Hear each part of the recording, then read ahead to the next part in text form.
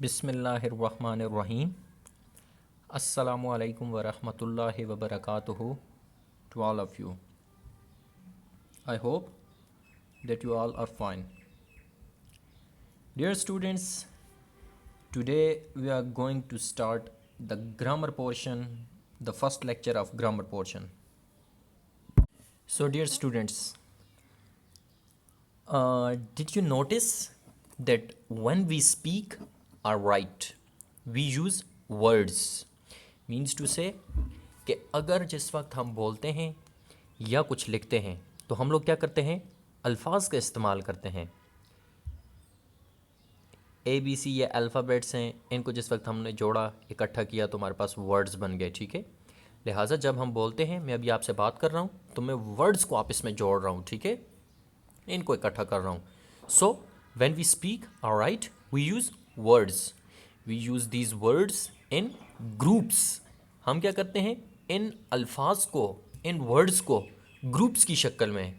One thing which I want to tell you is that you will have to pronounce that word as groups, not group. Basically we pronounce this word as group, लेकिन ये pronunciation हमारे पास wrong है। इसको ठीक तरह से जो pronounce किया जाता है वो हमारे पास क्या होगा, क्या बोला जाता है, group, ठीक है। So क्या बोल रहे हैं, when we speak or write we use words, we use these words in groups। हम अल्फाज को क्या करते हैं, ग्रुप्स की शक्ल में, ठीक है, इस्तेमाल करते हैं। जैसा कि as I have written two examples in front of you, you must have noticed. The first one is that I wrote a letter to my uncle. I wrote a letter to my uncle. That's the first sentence, means to say the first statement, sorry. And the second one, on the table. On the table. One thing you must have noticed that in Noor we prefer inductive method, means to say that example first and definition later. So basically you'll have to see the difference between these two statements what I have written in front of you. The first one is I wrote a letter to my uncle. मैंने अपने चचा को खत लिखा, ठीक है। पहली statement ये है, I wrote a letter to my uncle, मैंने अपने चचा को खत लिखा। अब दूसरी स्टेटमेंट क्या है, on the table, मेज़ पर। अब ज़रा नीचे जो लिखा है पहले एक दफ़ा ये पढ़ लेता हूँ, फिर आपको मैं आगे क्लियर करता हूँ। The first group makes complete sense. It is therefore a sentence. Means to say, अब जो पहला हमारे पास ग्रुप ऑफ वर्ड्स हैं, ठीक है, ग्रुप बोलते किसको हैं, दो या दो से ज़्यादा जो भी हो उसे हम लोग ग्रुप बोलते हैं। फॉर एग्जांपल यहाँ पर हमारे पास 3-4 अल्फाज मौजूद हैं तो हम लोग इसे ग्रुप बोल रहे हैं, ठीक है। So I wrote a letter to my uncle, मैंने अपने चचा को ख़त लिखा। अब मैंने आपके सामने ये एक लाइन पढ़ी इंग्लिश में या उर्दू में। अब आपको इसका मतलब टोटली समझ आ गया कि मैं कहना क्या चाह रहा हूँ। मैं ये कहना चाह रहा हूँ कि मैंने खत लिखा है और वो किसको लिखा है, अपने चचा को। बात टोटल क्लियर हो गई। लिहाजा अब ये हमारे पास क्या है, the first group makes complete sense. अब ये हमारे पास पूरे का पूरा मतलब हमें समझ में आ रहा है। लिहाजा it is therefore a sentence. लिहाजा इसे हम लोग क्या कहते हैं, सेंटेंस कहते हैं, जुमला कहा जाता है। Now the second example, on the table, मेज़ पर। जब मैंने ये बोला ऑन द टेबल तो आपके माइंड में हज़ारों क्वेश्चन आने शुरू हो गए। मेज़ पर क्या, आया सर मेज़ पर जग पड़ा हुआ है उसकी बात कर रहे हैं, मेज़ पर गिलास है उसकी बात कर रहे हैं, मेज़ पर बैग है उसकी बात कर रहे हैं, मेज़ पर कापीज़ हैं, किताबें हैं, पेन है, पेंसिल है, बिल्ली है, डॉग है, कोई ह्यूमन बीइंग है, क्या चीज़ है। हज़ारों क्वेश्चंस हमारे माइंड में राइज हो रहे हैं। लिहाजा अब क्या है, एक चीज़ तो हमें क्लियर होगी कि जिसका पूरा मतलब हमें समझ में आ जाए वो क्या हो जाएगा, सेंटेंस। जबकि the second group makes sense, ये जो सेकेंड है ये भी हमारे पास ग्रुप ऑफ वर्ड्स है, इट ऑल्सो मेक्स सेंस। कुछ ना कुछ मतलब हमें समझ आ रहा है, but the sense is not complete, लेकिन पूरा मतलब समझ में नहीं आ रहा। It is therefore a phrase. लिहाजा इसे हम लोग क्या कहेंगे, फ्रेज कहेंगे। सो अगेन के अल्फाज का ऐसा मजमूआ, उर्दू में अगर सिंपली हम बात करें, ठीक है, समझने के लिए, इसके बाद हम डिफिनीशन पे फोकस करेंगे। अल्फाज का ऐसा मजमूआ जिसका पूरा मतलब हमें समझ में आ जाए, पूरे का पूरा मतलब, वो हम लोग जुमला बोलते हैं, ठीक है। जबकि जैसा कि हमारे पास ये पहली स्टेटमेंट आप देख सकते हैं। अब आपके माइंड में हज़ारों एग्जाम्पल्स आ गई होंगी सेंटेंस की। I am writing a letter, बिल्कुल बात मुझे समझ आ गई। The sky is blue, it is raining, I am teaching, you are listening to me, they are not playing cricket, etcetera etcetera. अब लाखों एग्जाम्पल्स हमारे माइंड में आ गई सेंटेंसेज की, ठीक है। लिहाजा अब हम डिफाइन करेंगे सेंटेंस को, कि सेंटेंस क्या होता है, क्योंकि ये पहला हमारे पास सेंटेंस था ना जिसको अभी हमने डिस्कस किया। पहले हमने एग्जांपल ली, एग्जांपल से आपको समझाया, और अब आगे हम लोग इसकी क्या कर रहे हैं, डिफिनीशन कर रहे हैं। डिफिनीशन में क्या है, a group of words which makes complete sense is called a sentence. A group of words, अल्फाज का ऐसा मजमुआ, which makes a complete sense it's called a sentence. अल्फाज का ऐसा मजमुआ जिसका पूरा मतलब हमें समझ में आ जाए कि राइटर कहना क्या चाह रहा है, वो हमारे पास क्या होगा, सेंटेंस होगा। For example, God is one, Allah एक है। हाउ ओल्ड आर यू, तुम कितने साल के हो। Third one, the sun rises in the east, सूरज मशरिक से तलू होता है। ठीक है, अब हमारे पास क्या हो गया, अब आपको सेंटेंस आई एम श्योर कि बिल्कुल क्लियर हो गया होगा कि सेंटेंस किसे बोलते हैं, group of words which makes a complete sense. Group of words which makes a complete sense is called a sentence. अब आप क्या कर सकते हैं, अपने माइंड में हज़ारों एग्जांपल्स लिख सकते हैं। जैसा कि अभी मैंने आपको 5-6 एग्जांपल्स फौरी तौर पर बता दी, फॉर बैक वक्त जो मेरे माइंड में आई मैंने आपको बताई।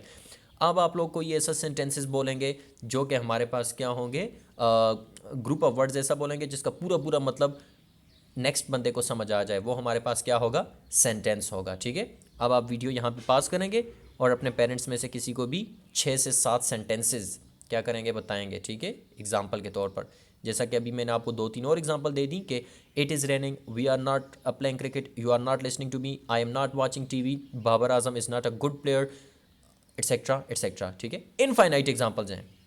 नेक्स्ट जी, नेक्स्ट चीज़ हमने अभी जो पढ़ी थी वो क्या थी, वो था फ्रेज़। और फ्रेज़ क्या था, ऑन द टेबल लिखा हुआ है, मेज़ पर। मेज़ पर क्या, हमें कोई बात पूरी समझ नहीं आई तो हमने उसे क्या नाम दिया, फ्रेज़ का।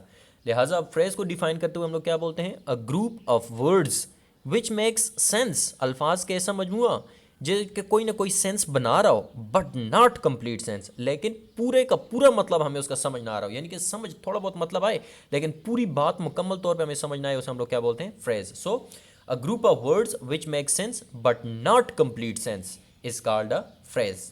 For example, now once again few more examples of gold, सोने का क्या, the necklace is of gold, the ring is of gold.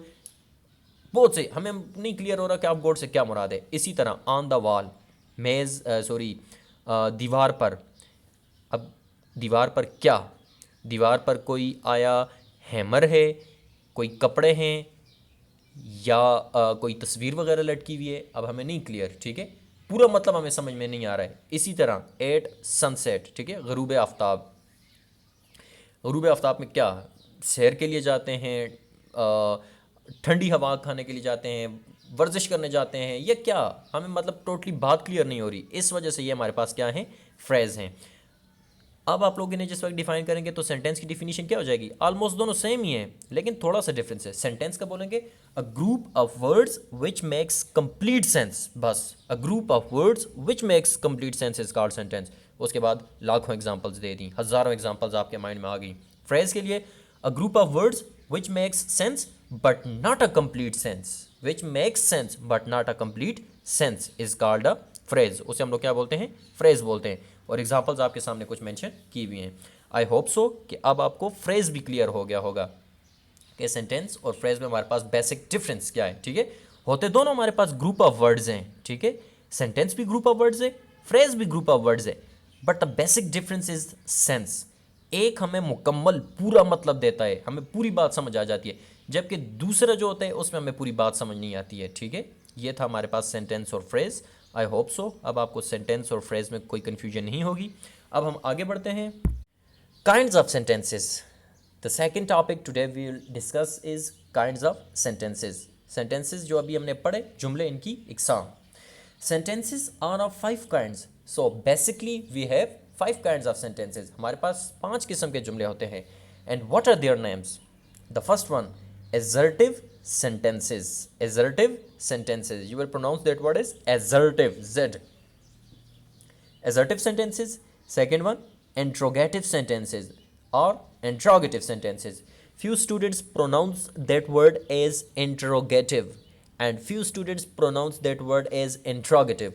Both of these pronunciations are true, means to say accurate, correct. So interrogative or interrogative sentences. The third one is imperative sentences. imperative sentences. Fourth one, exclamatory sentences. And last but not the least one is optative sentences. I hope so that now you can pronounce the name of these 5 sentences. That what are their names? Assertive, interrogative, imperative, exclamatory and optative sentences. And now moving towards our next. So as I have already told you that examples first and definition later is the concept of नूर, यानी कि हम क्या करते हैं, example पहले और definition बाद में. सो कुछ एग्जाम्पल्स हैं आपके सामने, ज़रा सा इन पे फोकस कीजिएगा. The first one is Islamabad is the capital of Pakistan. Islamabad Pakistan का दारुल खिलाफा है. अब इस एग्ज़ाम्पल पे अगर आप ज़रा सा फोकस करें तो ये हमारे पास एक क्या है, इन्फॉर्मेशन भी हो सकती है. ठीक है, इन्फॉर्मेशन भी बोल सकते हैं इसे हम लोग, स्टेटमेंट भी बोल सकते हैं, या स्टेटमेंट या इन्फॉर्मेशन है. ठीक है, या एजर्शन है. दूसरा देखें, death is not the end of life. मौत ज़िंदगी का ख़ात्मा नहीं है. अब इस सेंटेंस में हमारे पास क्या है, इसमें हमारे पास निगेशन है, इनकार है, नफ़ी है. ठीक है, लिहाजा ऐसा सेंटेंस, पहले हम लोग इन दोनों को आप इसमें इकट्ठा करके आगे इनकी डिफिनीशन करते हैं कि एजर्टिव सेंटेंस को हम कैसे डिफाइन करेंगे, क्योंकि वो प्रीवियस एग्जांपल्स हमारे पास क्या थी, एजर्टिव सेंटेंस की थी ना. अब दो जुदा किस्म की हमारे पास स्टेटमेंट्स थी. एजर्टिव सेंटेंस को डिफाइन करते हुए हम लोग बोलते हैं sentences of this kind express statements और एजर्शंस. यानी कि इस किस्म के जो हमारे पास जुमले होते हैं ये इजहार करते हैं, एक्सप्रेस करते हैं किस चीज़ का, स्टेटमेंट्स का, बयानात का, इंफॉर्मेशन का, मालूमात का और एजर्शंस. ठीक है, एक दफ़ा फिर इसकी डिफिनीशन सुन लें. सेंटेंसेस ऑफ दैट काइंड या such a kind of sentence that makes an assertion और स्टेटमेंट, एजर्शन और स्टेटमेंट और गिव्स सम इंफॉर्मेशन. यानी कि 3 वर्ड्स आपको टोटली याद कर रखने हैं. Such a kind of sentence that makes, ये तो बिल्कुल ईजी सी बात है. आगे जो आपने याद करने हैं, that makes an assertion, statement और give some information is called assertive sentence. अब आगे हमारे पास क्या बात आ रही है, if a statement is positive, अगर हमारे पास उन्होंने जो स्टेटमेंट दी हुई है, बयान दिया हुआ है, वो मुस्बत है, पॉजिटिव है, it is called an affirmative sentence. इसे हम लोग अफर्मेटिव सेंटेंस बोलेंगे. और डिक्लेरेटिव सेंटेंस या डिक्लेरेटिव सेंटेंस भी इसे हम लोग बोल सकते हैं. इसी तरह if a statement is not positive means to say that they are negating something. If a statement is not positive, अगर हमारे पास जो बयान है, स्टेटमेंट है, वो क्या है, पॉजिटिव नहीं है, मुस्बत नहीं है, मनफी है, it is called a negative sentence. उसे क्या कहा जाता है, नेगेटिव सेंटेंस. मीन्स टू से अब आपको मज़ीद क्लियर किए देता हूँ. ठीक है, कि जो सेंटेंस ही हमने काइंड पढ़ी थी ना अभी, एजर्टिव सेंटेंस हमने पढ़ा. ठीक है, एजर्टिव सेंटेंस में जो हमने पढ़ा, तो आप लोग ये माइंड में रखें कि इसको डिफाइन करते हुए या फर्दर डिफाइन करने में हमने 3 वर्ड्स अपने माइंड में सिर्फ रखने हैं कि हमारे पास क्या होती है, such a kind of sentence that makes an assertion, statement. ठीक है, दैट मेक्स एन एजर्शन और स्टेटमेंट. इन्फॉर्मेशन भी खैर ना रखें, जस्ट ये दैट मेक्स एन एजर्शन और statement is called assertive sentence. अब हमारे पास एजर्टिव में आगे हम लोग बढ़ रहे तो हम लोग बोलते हैं जुमले भी आगे हमारे पास 2 किस्म के आगे. ठीक है, एक होता है मुस्बत जुमला जिसे हम लोग पॉजिटिव बोलते हैं. ठीक है, और हमारे पास दूसरा हो जाएगा नेगेटिव. लिहाजा अब हमें क्या क्लियर रखना है, अब हमें माइंड में ये रखना है कि if the statement is positive, if the statement is positive we call it as affirmative और डिक्लेरेटिव सेंटेंस. ठीक है, जो कि ऊपर मैंने अभी आपको बताया. तो ऐसे हमने नाम दे दिया अफर्मेटिव या डिक्लेरेटिव का. और अगर हमारे पास स्टेटमेंट नेगेटिव हो तो उसे हम लोग कौन से सेंटेंसेस बोलेंगे, negative sentences. Now few more examples I am telling you. The examples of assertive sentences are, the first one, she did go to school, I am teaching English, you are listening to me, Pakistan is an agriculture country, beggar is sitting outside the mosque. अब ये simple सब की सब हमारे पास क्या है, statement हैं. ठीक है, क्या है, बयान है, स्टेटमेंट है, एजर्शन है.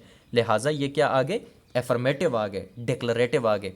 और आगे जो दूसरी हमने इसी में एजर्टिव में बात की, नेगेटिव की, तो वो जिसमें हम लोग निगेट करें किसी चीज़ को. ठीक है, नॉट में आ जाए. For example, I am not teaching English, you are not listening to me, boys are not playing cricket, girls are not plucking the flowers, you are not going to school etcetera etcetera, ठीक है। सो ये हमारे पास किस में आ गया, negative sentences में आ गया। I think so that it's enough for today and now moving towards our main points, and today we discuss this sentence and phrase. So the first thing is sentence. We define sentence as a group of words which makes complete sense is called a sentence. For example, God is one, how old are you, the sun rises in the east, where are you going, what is your name, etc, etc. And then we discussed about phrase. The definition of the phrase is a group of words which makes sense but not complete sense is called a phrase. And examples are of gold, on the wall, at sunset, behind the curtain, towards the river, etc, etc. The next thing was kinds of sentences. So sentences are of 5 kinds. Their names are assertive, interrogative or interrogative, imperative, exclamatory and optative sentence. And then it's about assertive sentence. And we define assertive sentence as sentences of this kind express statements or assertions. If a statement is positive, it is called affirmative or declarative sentence, and if a statement is negative, it is called a negative sentence. For example, Islamabad is the capital of Pakistan. Pakistan is an agricultural country. The beggar is sitting outside the mosque. All of these are affirmative sentences. And death is not the end of life. You are not listening to me. I am not teaching English. You are not a good player of cricket, etc. All of these are negative sentences. So I hope so कि अब आपको ये वाला बात clear होगी। अब जो आगे हमारे पास 4 काइंड्स रहेगी इंशाल्लाह वो नेक्स्ट लेक्चर में डन करेंगे। आपका होमवर्क ये है कि आपने 5 एग्जांपल्स सेंटेंस की, 5 फ्रेज की, 5 एफर्मेटिव सेंटेंस की, और एफर्मेटिव में आगे जो है नेगेटिव और एजर्टिव को आपने एजर्टिव सेंटेंस की, ठीक है। टोटल 15 एग्जांपल्स होगी जिनमें 5 सेंटेंस और 5 फ्रेज की एग्जांपल्स तो हमें क्लियर है। आप लिखेंगे ऊपर सेंटेंस डिफिनीशन जो कि अभी मैंने आपके सामने मेंशन की थी, वो डिफिनीशन लिखेंगे, नीचे एग्जांपल्स की हेडिंग देके खुद से 5 एग्जांपल्स, ठीक है। इसी तरह फ्रेज की डिफिनीशन, नीचे उसकी 5 एग्जांपल्स, और उसके बाद एजर्टिव सेंटेंस की हेडिंग दे के नीचे डिफिनीशन लिख के फिर 5 एग्जांपल्स एफर्मेटिव की खुद से लिखनी है और 5 नेगेटिव सेंटेंसेस की, ठीक है। और ये काम आपने असाइनमेंट पेजेस पे करना है, नीट एंड क्लीन करना है और प्रॉपर प्रेजेंटेशन ड्रा करनी है। इसके अलावा आज के टॉपिक में अगर किसी को कोई कन्फ्यूजन हो तो आप पूछ सकते हैं। That's it, thanks and have a nice day.